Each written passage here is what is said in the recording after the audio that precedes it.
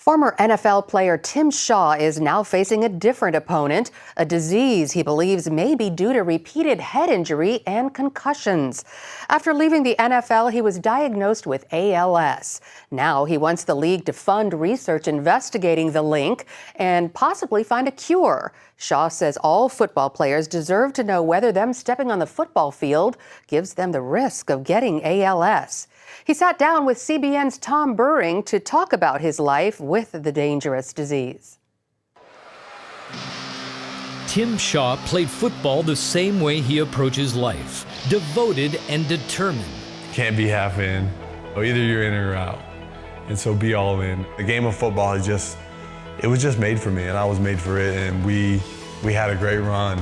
His NFL run ended as a Tennessee Titan after 7 years and 4 teams. As special teams captain, teammates followed his kamikaze lead. It's a dead focus. Nothing will keep me from the football. Nothing. Not one guy, not two. And when I get there, I'm gonna disrupt the football. I'm gonna separate that man from the football. I miss it. Tim was cut before the 2013 season. He retired 7 months later on his 30th birthday. The following month, issues with his muscles led him to the doctor, where a different, destructive opponent emerged. I was alone. They did a couple tests, and he came back in and he said, "Tim, I believe that you have ALS." And he said, "I'd like you to get another opinion, but I believe you have it." First thing that went through your mind was what? Unbelief. And just wow.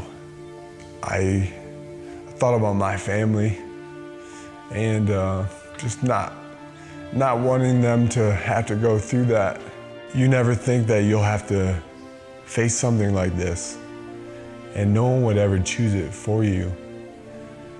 But when something is dropped down right in front of your face and you have no choice. You do actually have a choice. You can turn and run, or you can face it. Tim waited 4 months before sharing it publicly. Amyotrophic lateral sclerosis.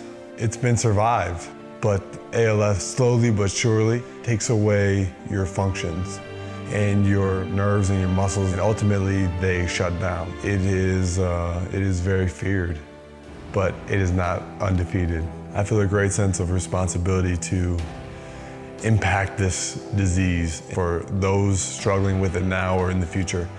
And like, God has really put me here for a purpose. And what an amazing opportunity it is. Tim was the type of guy that you would tell a young guy to go follow. What he's going through is going to take a ton of mental toughness, and he probably learned a lot from this game. There's a guy strong enough that can battle this and get through it. It's Tim. I still miss him, now out on the field. There's just something about him. Tim's workouts slow his muscle loss and deteriorating motor skills. Trying to correct it and focused on going as hard as I can go. And in these early stages of a physical and mental fight, his athletic and competitive pedigree rises. You at some point have to lower your expectation based on where you came from. How do you accept that? That's hard. I mean, take the game of golf, which I love, and the score is not what it used to be, or I don't hit the ball as far as I used to hit it. And as an athlete, it keeps me driving to get back to where I used to be, whatever little way I can do every day. Tim's inner strength helps him handle the tough adjustments and unanswered questions ALS brings. What's most daunting about the uncertainty of what's ahead? Understanding that the odds say that I will one day be laying in a bed, unable to move a muscle, but fully mentally aware. But God has just shown me that He's got it. He's in control.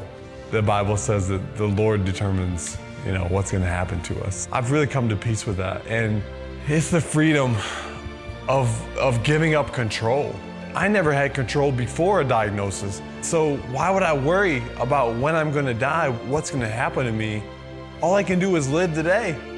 Tim earned his recognition in stadiums, where it not only brought him notoriety, but it also shaped and sustained his name. But just like his career, well-being, and body, his identity has also been challenged in this transition. I've been Tim, the football player, for a long time. When your identity is one thing and it's taken away, you don't know who you are. So ultimately, I found my identity in being just a child of God. Although my identity has shifted, it's really just become more solid. And I know who I am, and I know that God's created me. And so ALS doesn't define me. His childlike resilience and ironclad strength sustains him for a fight that also requires surrender. We all have unanswered questions. I'm not God. There's some things that we will not understand, ever. But I know this, God uses any circumstance. And in my life, it's a mystery, it's a puzzle. It's not what I want, but it's mine. It's my privilege to walk this out. Like in footsteps that recently walked in Brazil on a mission trip with his dad, drilling wells in distant places that bring him close, meaningful gestures of love and support. 13-year-old Brazilian girl in the middle of the Amazon jungle telling me that she's been praying for me for 3 months and that she doesn't want anything bad to happen to me. Being prayed on in a church with no walls in 4 different languages, that is God saying, I love you to the fullest. And I had to bring you all the way out into the middle of the jungle to show you that. God shifts your perspective that would never be shifted if you didn't step out in that uncomfortable space. Tim Shaw, tackler extraordinaire, who grips disease as he fights for life while fully living it. And it's that relationship. It's that belief that a God can love you despite every sickness in my body and every sin that I've ever committed. He loves me anyways. And that's what God is to me, man. He wipes my garbage away. He takes my ALS and he holds it in his hand and he says, Tim, I got you. I got you to the fullest.